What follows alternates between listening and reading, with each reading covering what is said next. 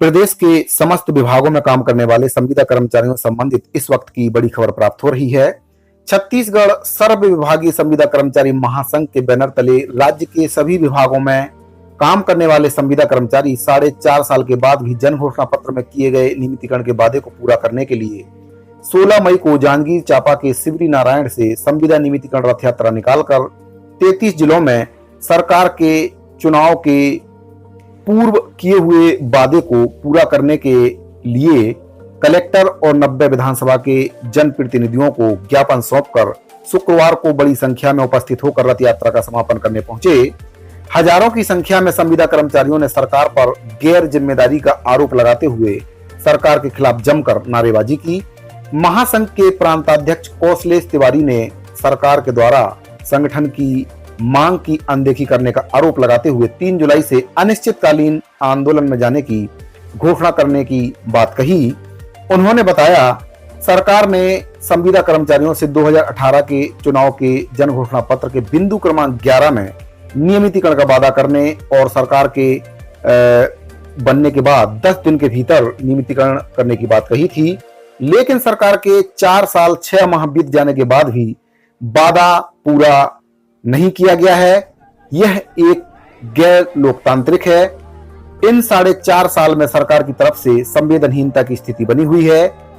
रथ यात्रा में 33 जिलों के कलेक्टरों को ज्ञापन और कई कांग्रेस विधायकों एवं जनप्रतिनिधियों को ज्ञापन देने के बाद भी संवाद कायम नहीं किया गया। यह लोकतंत्र में चिंताजनक और दुखद है। सरकार के खिलाफ कर्मचारियों में बेहद आक्रोश व्याप्त है। महासंघ के प्रांतीय उपाध्यक्ष विजय यादव एवं सुदेश यादव ने बताया कि कांग्रेस के कई बड़े नेता के अलावा सरकार के मुखिया के नाते मुख्यमंत्री विधानसभा में और अन्य मीडिया माध्यमों में नियमितीकरण की अपनी बात तो कहते आ रहे हैं, लेकिन आज तक इस पर किसी भी प्रकार का ठोस अमल नहीं किया गया है।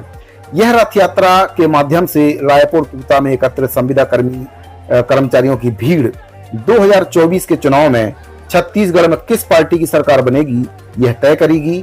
इस सरकार को सचेत होना चाहिए। महासंघ के प्रांतीय प्रवक्ता एवं मीडिया प्रभारी सूरज सिंह ठाकुर ने बताया कि सरकार को हम स्पष्ट रूप से यह कहना चाहते हैं कि सरकार अपने उत्तरदायित्व से मुकर रही है।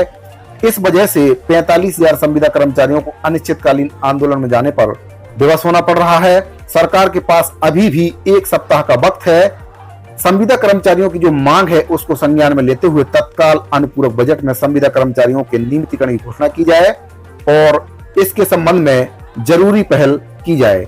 तो संविदा कर्मचारियों ने अपनी मांगों को लेकर हुंकार भरी रायपुर के तूता निमोरा में रथ यात्रा का समापन करने के साथ ही उनके द्वारा अनिश्चितकालीन हड़ताल करने की बात भी कही गई। अगर सरकार के द्वारा मांग पूरी नहीं की जाती है तो संविदा कर्मचारी प्रदेश भर में अनिश्चितकालीन हड़ताल करेंगे और इसकी संपूर्ण जवाबदेही शासन और प्रशासन की होगी।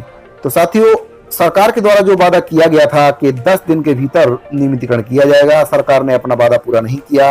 अनियमित कर्मचारी संगठन के मंच पर आकर भी माननीय मुख्यमंत्री भूपेश बघेल जी के द्वारा स्वयं कहा गया था कि ये वर्ष किसानों का है, अगला वर्ष कर्मचारियों का होगा।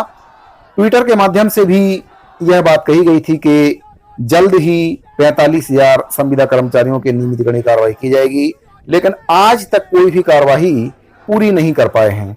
अनियमित संविदा दैनिक वेतनभोगी कर्मचारियों के नियमितीकरण के लिए जिस कमेटी का गठन किया गया था उसकी रिपोर्ट आज तक सार्वजनिक नहीं की गई है और उसकी रिपोर्ट क्या है इसके बारे में भी आज तक नहीं बताया गया है। बातचीत करने के लिए अनियमित कर्मचारी संगठनों को भी सरकार के द्वारा अभी तक नहीं बुलाया गया है।